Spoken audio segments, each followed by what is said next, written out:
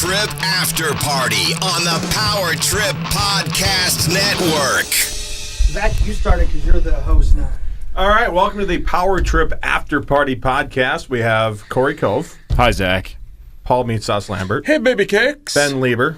Hey, Zach. And Chris Hockey. Hi, Zach Daniels. Thanks for doing this. No, it's good to be here. Thank you for having me. And I want to start off by saying that I added a song. I listened to a song, and I thought this new song was great. It was a new band, maybe, and I went to go look it up. It was 311. Ooh! So a new band. This song, Good Feeling, I just stumbled upon it, and I didn't realize it was by you guys, so I might be Why do I feel really old right converting. now? That he just stumbled across 311 and didn't know. Yeah. Well, I'd heard Down before, but I mean, Sure. this is, I mean, I was very happy that It's a deep track. I found a track that I like of your My girls band. love it, and by girls I mean my daughters. My wife doesn't care for it. It's not my favorite 311 song. It's super poppy. It's going to play way better live than it does on the album, if you ask me. But super catchy chorus, super positive vibe. My girls love singing the chorus. It's a lot of fun. It's a fun song. Pretty Will good. be a good live song. So I figured Like in Duluth in July. Yes. And is that Bayfront? That is at Bayfront.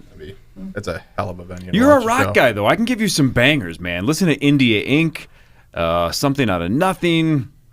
I could give you 15 songs that will pound. Send me a playlist on the iHeartRadio. Sure. That'd Let's be do great. that. I'll Hey, listen to Zach, it. how does it feel that you have the same musical taste as two preteen girls? Okay, that's. I have two preteen girls and like 40-year-old like dads. Yes. Well, yeah, Like I've got- 39. I've got like two people inside of me, and not in a fun way. Jesus Golly! We've all been there. Yeah.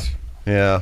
But yeah, no, I went to a One Direction and a Pearl Jam show within the same week, and bought tickets for both, and enjoyed my time at both. But I don't know. I don't know why I like everything, but I do. And, No, I'm just giving you crap. No, you should. It's definitely worth giving me shit for. Yeah. And I totally welcome it. I'm proud of it in a weird way. Where but, did you see Pearl Jam? XL Energy Center. Did they play your song? Yes, they did. What's your song? Honestly, Sirens. Newer song. I know it's not. I guess obviously like all the old ones, Yeah. Jeremy, all that. But Sirens, the lyrics in it are just killer. Eddie just. That's what I'm more. And when it comes to music, lyrics are like my main thing. I love listening to good, solid lyrics that are just cut deep. Which is why a lot of people like country music. Oh, because yeah, it's more totally. about the storytelling and the lyrics than it is about Right. Older country. Like Dane Cook. Yeah. Well, yeah, I would say He even sings? either Hawk, you can jump in. Like I feel like even more of modern country, but not poppy country, but like even modern country. I think there's still an emphasis on good lyric storytelling. Absolutely. And I think that's part of the problem with some people's thinking on the new country music is that people have focused on a few things, and that's what they write every country song about. But there are still great country songs being written, and every time I hear a new country song that I never thought of before, whether it's a great song or a good song, a little wink to the sky, because that's a hard thing to do, is to write something that's never been heard before. Well, who's the up and coming female singer that's smoking hot? Kelsey Ballerini? Yes, I think that's her.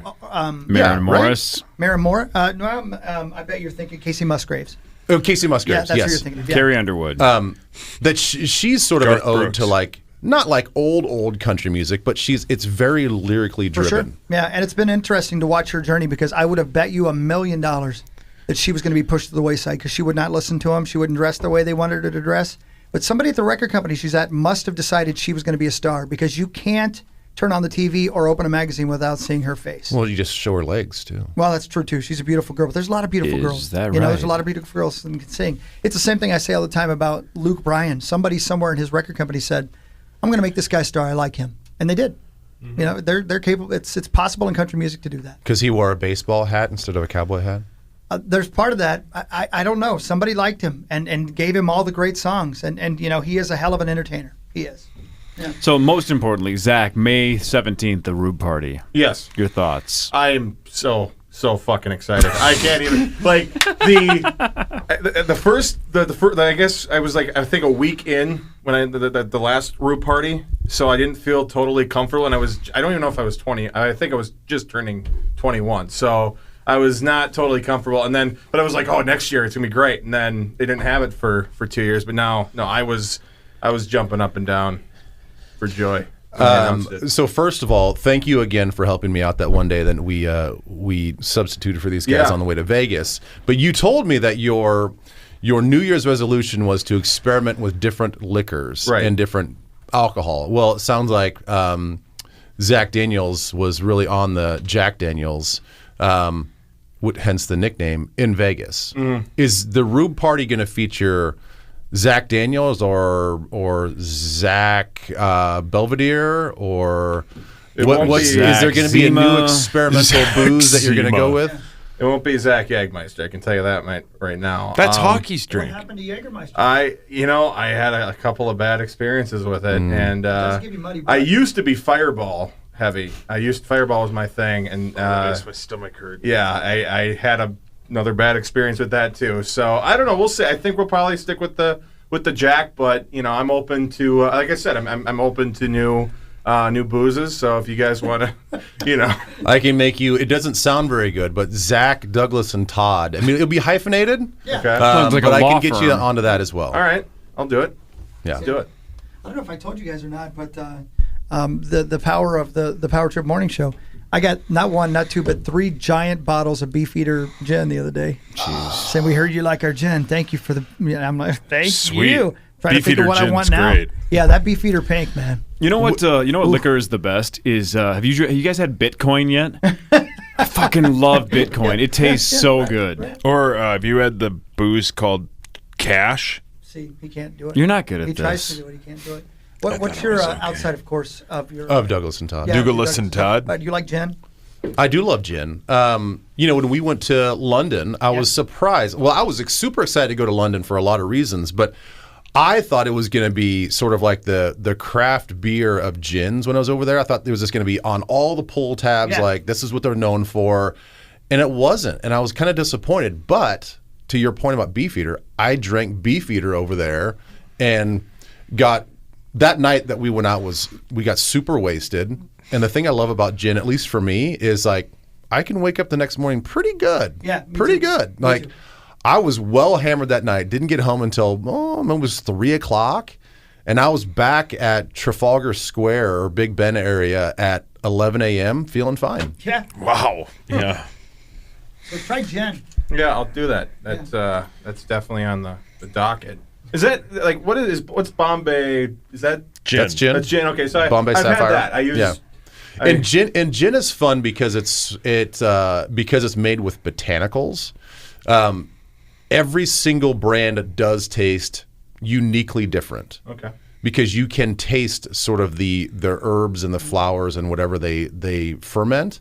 That yes, gin can be all over the board. You can have a bad experience at gin and be like, I hate gin, but you have to give another brand a try because you might love that gin. Yeah, I used to Zach, drink it all the time. When did you start drinking? I mean, High school? No, I mean, I was really like worried about losing, opportunities, and I didn't want to be a bad. I was a really goody two shoes guy in high school, so I didn't do anything. I think it was when I was probably 6 days before my 20th birthday, New Year's Eve, Duluth, Minnesota. There's no way I was going to hold off there, and that's when I was introduced to Fireball, and that was a fun night. So when It was talking an about, awakening. so It when was. when we're talking about expanding your boozes, Sure. Give us a name of a whole bunch of names that you haven't tried, Oh boy, and then we can maybe point you in the right direction. What kinds of alcohols have you not tried? I just, honestly, I was, I think I said this before. I was on dreamsicles and stuff like that. So I don't even know the names of stuff. Like I go to a bar and I get nervous because I don't know. Like if they don't have the dreamsicle, which now thank God everybody's got Jack, so that's I'm taken care of there. But before I couldn't even tell you what I haven't tried because Are you a beer guy? I barely. Have you had Jameson? I have had Jameson. Not the biggest fan of it. What'd you but, have it with? I think I had it straight. That's tough. Yeah. I love Jameson. Yeah, you but got to be Jameson, kind of an Jameson's- experienced drinker to think to have Jameson straight. Yep, that's Yeah, If we're hardcore. going to continue talking about alcoholic beverages, let me say to your point about gin, there's 2 things to do with gin. To Ben's point, do a gin boat Flight. gin Yep. flight, because it's 3 or it's 5, and you'll find one you love. Yeah. because they taste so much. But also Scotch, man. And you don't need anything with Scotch. You can get Scotch on the rocks, and if you drink 2 of them, you don't have to worry about anything in the world. The world's great. Everything just disappears. You're kind of cruising. But that's another drink where every one of them tastes differently. I heard somebody say on a 60 Minutes interview, a guy who makes Scotch in Scotland, obviously, that like the same Scotch will taste different to 2 people, even though they drank out of the same really? cup. Yeah, it's just how your taste receptors work with it. Well, I tell you what, I don't like island Scotch. It's like straight iodine. Really? Like you can smell it. So I did do a Scotch tasting, and I guess what they do over in Scotland when they're tasting it, they will pour a little bit on their hands, rub their hands together, and shake off the alcohol, because the alcohol will evaporates just like rubbing alcohol does, and then you kind of cup your hands and smell it, and then you can smell all of the flavors that you're supposed to taste, right? Oh, wow, I never even And thought of Dutch that. oven for alcohol. Yeah. And the ones that are made in like the Islay scotches, it does because of something in the water and the salt water over there right next to the ocean. It gives it this iodine, and it smells like a tin of Band-Aids. Like you open up like a tin of Band-Aids, it smells like that. Really? Yes. And so like now I can't get that out of my head. I'm like, nope, I won't do those. No I can't do that. If they're from that region, I can't do it. Wow. Another thing that I found too, like a lot of it obviously I think would go under the acquired taste column, but like bourbon, I started to get into that a little bit on the rocks, and it went from me thinking I'm drinking gasoline, burning my throat, to I stuck in there, and so that's another thing I tried in the New Year's too. It's interesting how my first drink can kill my throat and make me think I'm drinking poison. But the second and third, it gets better. Yeah. That's kind of what Chris was saying about Scotch. That's what drinking is. Yeah. If you're just trying Scotch for the first time and you just kind of just force down 2 glasses of it, after that, you can drink anything. Yeah, that's right. Yeah, Absolutely. Your taste buds in your throat are burned, and Right. you're like, oh, everything's gonna go down easy. Have you gone Ben's way and done tequila yet? Yes, I do. I mean, that's margarita stuff, right? Sure. Yeah. I guess. Frozen marks, man. Yeah, frozen marks. Yeah, the ones in Vegas were awesome. This Yes. big ass. Hell yeah. I'm telling you, we are going to make you an alcoholic, and we don't want you to do that. But it sounds like we're going down that road. That find a good top shelf tequila and throw it on the rocks, just a little rocks, not much. Dude, tequila is the bomb. You like gold or silver better?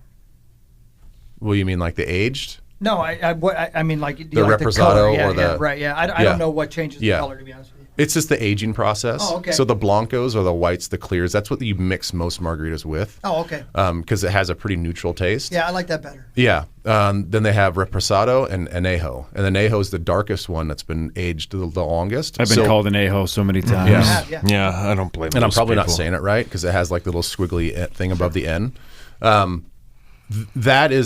That kind of drinks more like a sort of like a Mexican bourbon or Scotch. It pulls more of the flavor from the wood, so that's why it's darker. Gotcha. So that's the Reposado and the Anejo are like more of the sippers. Oh, okay. Best sipper ever is Bailey's. Yeah, but you Yeah, got to too put it in sweet for coffee, me. though. God, I it's love good Bailey's. in coffee, yeah. Yeah. There's who's the Patron? They make a really good, coffee liqueur. It's, You like that? I don't, I mean, it's, yes, yeah. Coffee liqueur It's like is that really kick-ass. dark, Fuck almost like yes. black matte Yes, bottle. yes. Oh, Whoa. yeah, you like that. That I've stuff's got a so bottle good. of that at home. Yeah, I love that. Yeah. It's good. I've only ever had it with coffee, but that stuff is so good. Yeah, that's dangerous. Oh, yeah. Oh, Yeah. yeah. Yeah. I've had my drink used to be Colorado Bulldog. What's that? It's like Did you fart? it's like vodka, Kahlua, and some cream and like pop. Like So it's Coke or basically whatever. a white Russian, but Yes. with pop instead of. Huh. Yeah. Yeah, it's really good. I highly recommend it. May 17th, Rube Party. Yeah, no. Poorhouse. Get naked. Full effect. I cannot wait. Yeah. Sauce is doing stand-up. Ben's going to sing Matchbox 20. It's debatable. What's Corey doing? Nothing. Oh, come Well, that's not fair. You can do Why is magic. You look like a magic guy. You do. Great. Yeah. I know 3 card tricks. Do you have For cards some on you? reason, you just seem like you'd be really good at just like the sleight of hand, very deadpan sort of delivery. I used to do a really cool trick at the poker tables where I would make my chips disappear. Lucky. But, Do some magic. Permanently retired. All right, Do you have any let's- cards? what is it? Yeah, are you looking I almost for always cards have a right deck of cards. now? Do I have one in here? I'm sorry about the smell of my fart. It does. No, it yeah. Does it smell like? Do you have Frito I've feet? got- I don't no. have Frito feet. So the mock draft is fun. I enjoy doing it. I love it the most when Swedberg and Sauce argue. Well, because I get you got to take offensive line, but just if you draft for need every time, the Vikings never would have taken Randy Moss, Adrian Peterson. You would have passed on 2 generational players. Well, what did I mean? Take it for what it's worth. But what did Bruce Arians just say? It was in Pro Football Talk this morning that he's like, if you draft for need, you're an idiot. You're like, an idiot. You'll get fired. Yeah. He's like, you draft the best guy that's available on your board, and Yes. you make it work. And I think that's obviously if you have a franchise quarterback and you have a quarterback, you're not going to do that. So I understand it's sort of what he's saying. It's a little bold to say it like that, but listen, he's a guy that's been in the NFL a long time, and he's saying that hey. You draft the best available guy, and you don't draft for need. Not only best available, I love when the best player, whatever, graded player, best player at a position is still there at 18. Like, that's, a lot of you said Bradbury is the hands-down best center in this draft, not even close. Take him. I kind of like that if it was tight end, if it was Hawkinson or Hokinson, if you ask Mark Rosen. Safety, like I like the idea at 18 that you're getting the best at a position, not the 4th best. Yeah. Right. And that's why I think if you're looking for tackle and like let's say the top 3 tackles are gone or even the top 2 tackles are gone, but yet the number 1 center is there and you feel like you have this ability to move Elfline Right. to the left or right, well then you just take that guy and you try to just make it work. And I would rather take the Remington Trophy winner and what everybody thinks is a future all-pro center than the 3rd best tackle. Sure. I like that logic. Is, like, as we go through tonight, is it good news or bad news for the Vikings if you see more trading before 18? It's good because that means quarterbacks are going.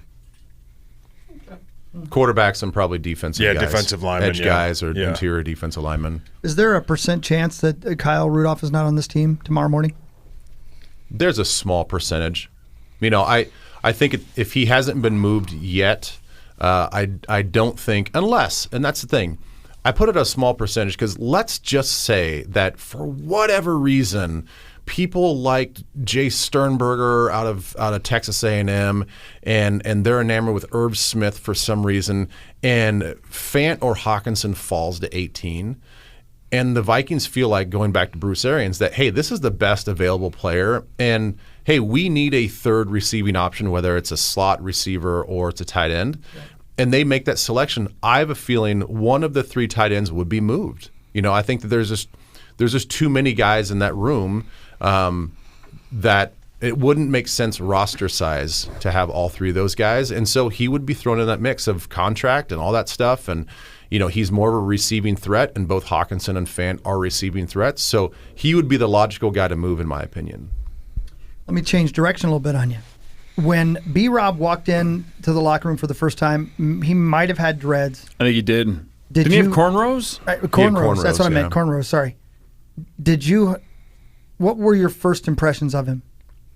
So I was told, like I said in the interview with him today, that we have the same agent, and I don't have the agent anymore, but we had the same agent, and the agent told me just kind of like, I wouldn't say there was never a warning. It was just like, hey, just to give you a heads up on B-Rob and just to know kind of where he's coming from, and he kind of gave me the quick skinny on his background and like. He has cornrows, he wore gold fronts, and he definitely has a different vibe about him. And I just want to make sure that you kind of like take care of him and make sure guys aren't kind of busting his balls. Because guys are, listen, he's a white guy from Texas with dreads. I think at one time he had a black girlfriend that was on the track team, and he had gold fronts. And gold fronts or teeth? Gold fronts or teeth, okay, all right? They can take him in and out. There's like a little mouthpiece thing that he had custom made for his mouth. And so he was just kind of like, just sort of watch him a little bit. And I never saw the gold fronts. He definitely had the cornrows. I don't even know when or where in his life cycle at college that he had this black girlfriend. But that racial stereotypes and those racial things are definitely in play when it comes to the locker room. And he was good. I mean, I think that, and he has a boisterous personality. You know, he's okay being a loud guy in the room. And I think that early on he did what he was supposed to do as a rookie, just kind of like, you know, don't be heard and don't kind of make yourself known, just kind of do your thing and don't ruffle any feathers. And he did that. I never had I don't think anybody had a problem with B-Rob in the beginning. Some of the black guys clowned him for his hair and the sort of the way he talked, because he definitely talked more urban and street. And they're like, who's this big shot-putting white guy that's talking street, you know, like, he's not one of us. It was kind of that whole thing. But he quickly won over everybody because he worked his ass off, and he was a good guy. And once you got to know him, it was all fine, you know. So it is one of those things, like, new kid, a little out there, a little different, and he kind of had to warm up to some people. And then clearly, you know, he's completely, you know, sort of morphed and changed his persona, and you know, now he was a fan favorite. He was a locker room favorite and one of the more respected guys in the league. He had a great opportunity to live in the shadow of a giant tree that was Jared Allen. Yeah. Because everybody wanted to talk to Jared, right? Mm-hmm. Yeah. It was, you know, every locker room has personalities. And he fit in well, I think, in that D-line room because of Pat and Kevin, because of Jared, and because of why am I blanking on the other guy that was on the outside? Ray Edwards. You know, all of them had different and big personalities, right? And he has a big personality too. So I think he really fit in because they felt like he was one of them, kind of from the get-go. I mean, he had to prove himself, but once he did, it was like, hey, you're one of us. Yeah. I can't imagine that there weren't some hard feelings for a while after he got cut last year. And I'm going to tell you right now, too, I think him being here would have helped Ev a lot last year. Oh, for sure. Yeah. For sure. Yeah, I think that he was Everson's moral compass. Yeah. And I think Everson, there are guys in this league that it doesn't matter their stature or where they're at experience-wise. Some guys need you know, what do they call them in the horse race? Is it a show pony? No, not a show. What when they bring out these thoroughbreds before a race, they always have that trailing buddy horse. Right. Like I don't know what they call it, but yeah. Yeah, I think Everson sort of needs that buddy horse with him to make sure that he's not going to make bad decisions, you know. And I think B-Rob was that guy for him. Right on. Zach, anything else you want to add to the conversation? Otherwise, we can wrap it up. No, I think this was great, and thanks for having me. Yeah, I mean, obviously we'll have other weeks when we have nothing to talk about and we'll lean on you heavily. Yeah, no, this was a very busy, intense day, but it's always fun when you get to watch people talk about cranks in front of their bosses. That's great. Can I fart one more time? I don't think it matters what I say. Yep. Can I bring up one thing before we go? Of course. Charging was really on the dildo talk, wasn't he? He really liked it. That was, you know, for some reason that's just a word that just sort of like makes me kind of take a step back. So somebody in the corner office or somebody texted and said, how many times is Charge going to bring up the word dildo? And Abbott responded with, meat sauce says crank constantly. It has nothing to do with me. It has nothing to fucking do with me. No. I didn't say dildo 15 times. But how is that worse? Dildo's not worse than talking about cranks. But, I get it. But I was like, somebody was like, why does he keep saying dildo? And then without going, well, I don't know. Abbott just goes, meat sauce says crank all the time. I'm like, I don't know about you guys, but crank for some reason doesn't like move the needle with me in a negative way. But dildo does. Yeah. Dildo's like a strong word for me. Like, you're being such a dildo. It's like, geez, like, whoa. Sorry, brother. Yeah. It's a little bit like moist. Mm-hmm. A little bit like moist. Or beverage. Corey hates that word. Yeah, beverage is a word that drives me nuts. Oh, really? Yeah, I don't know why. Never liked it. I hate when a waiter or waitress comes up to Is it a bit like, But anybody here like a beverage? I'd like a drink because I'm a human being that talks normally. Well, eat balls. Beverages, anyone? Beverages? See you Monday. Good. Thank you, Zach. Thank you. Thank you. Tequila this weekend. Will do.